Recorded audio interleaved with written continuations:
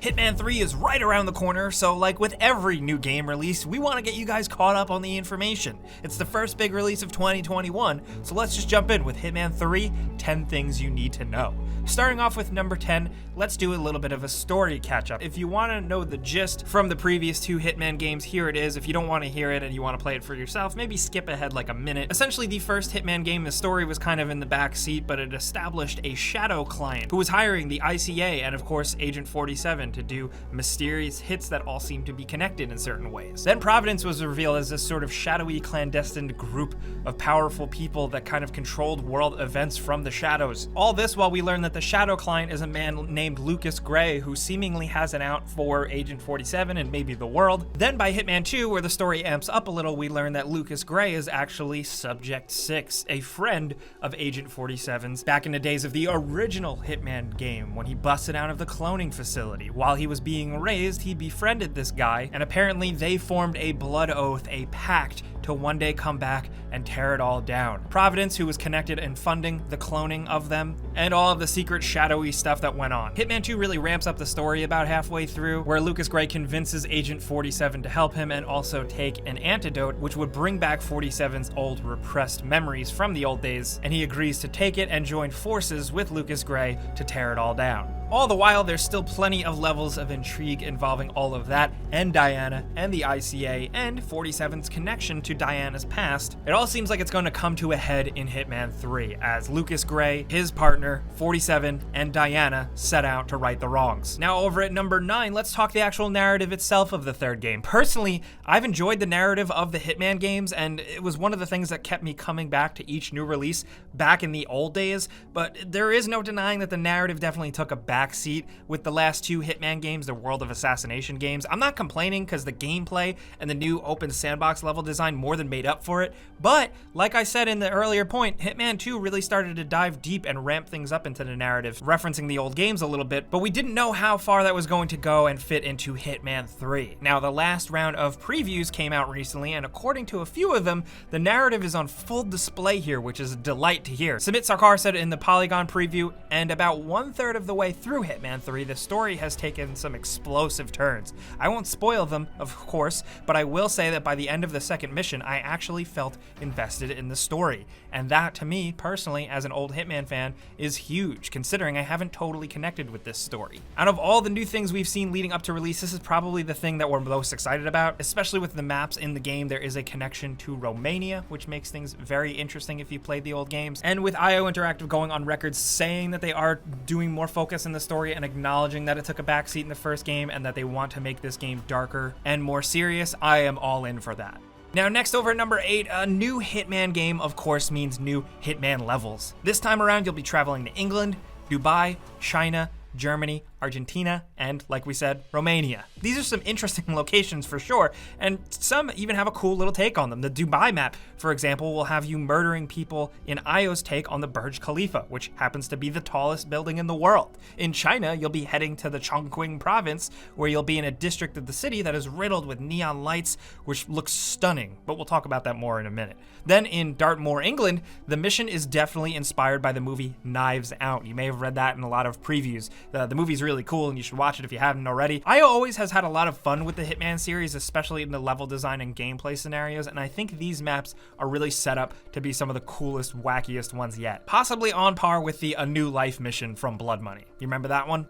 Now next at number 7, in case this is your first time jumping into Hitman, you should know that the game is all about replayability. These newer Hitman trilogy games, the World of Assassination, is all about playing and playing and playing and learning the maps ins and outs. These big giant sandbox levels are built to be explored and replayed. There are tons of different ways to make your way through a map, different weapons and disguises to find, different distractions to take advantage of, and completely different ways to actually take out your targets and complete your missions. Each level also has 20 mastery levels, which you get through by completing different challenges, unlocking new weapons, agency pickups, and new starting locations. It makes it more rewarding to play over and over again in a pretty creative way. Now next over at number 6, a first for the series, Hitman 3 is launching with a VR mode on PlayStation. Yeah, you can play the entire Hitman 3 game in VR using PSVR, and seeing that you can access the levels from the last two Hitman games in Hitman 3, you can play those in full VR as well apparently. Playing in VR seems to have some advantages, giving you access to some new abilities or making some things just straight up better. Shooting, for example, being able to peek out from behind a corner to take some shots or ducking behind cover quick definitely should make to work the gunplay feel a bit more natural. And in the trailer, they show 47 sneaking up behind a dude and tapping him on the shoulder and then rocking him in the face when the dude turns around and looks the other way. It seems genius, and just give me a whole game where I'm just doing that, but in crazy scenarios. But anyway, I digress. The VR mode does look really cool. We like VR here. It's honestly perfect for Hitman when you really think about it, because you can experience murder for yourself. Next at number 5, as with every new Hitman game, 47 always gets access to some new gadgets. We actually haven't seen many new gadgets leading up to the release of this one, but one we do know is 47's new camera.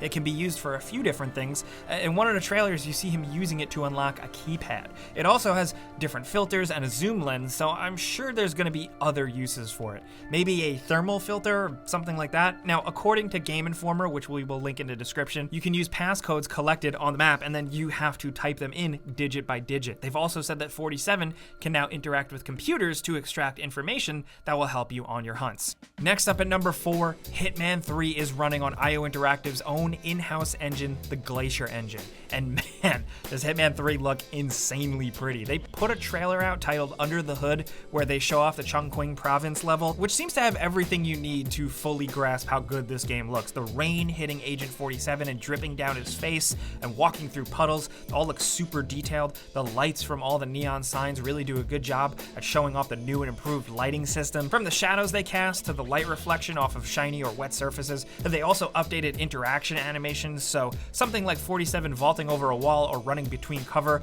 like the running between looks insanely smooth and realistic. Not just the actual animation of him switching over, but just the way his clothing moves as he does. IO claims that the game will support 4K 60 FPS and HDR on high-end PCs and next-gen consoles. So if you're running a high-end rig or a PS5 or Series X on an OLED or something like that, it looks like you're gonna really be in for a treat here, because these trailers make the game look gnarly, dude.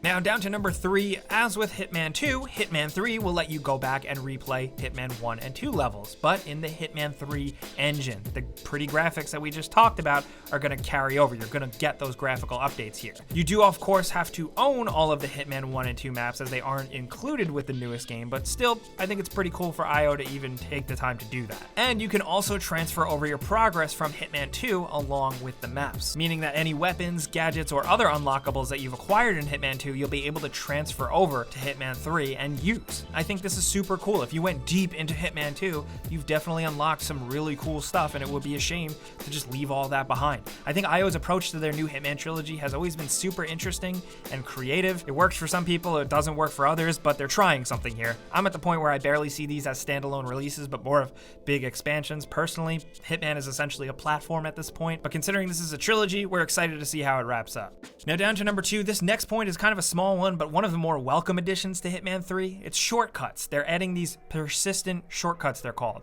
These are shortcuts out in the world that you can unlock that will make exploration way easier, and then they stay open as well. So anytime you revisit that map, those shortcuts will still be open and discovered. Seeing that Hitman is all about replaying every map to see everything it has to offer, think of shortcuts in Souls-like games, and just like Souls games, these shortcuts only open from one side. So the first time you play a map, you will have to take the long way around before unlocking these shortcuts. I think this is a great idea to get players to explore more and maybe go after a target in a different way and really encourage that replayability stuff that they doubled down on in 1 and 2. Shortcuts in Souls-like games always really do make all the difference, and I'm sure it'll be the same case here.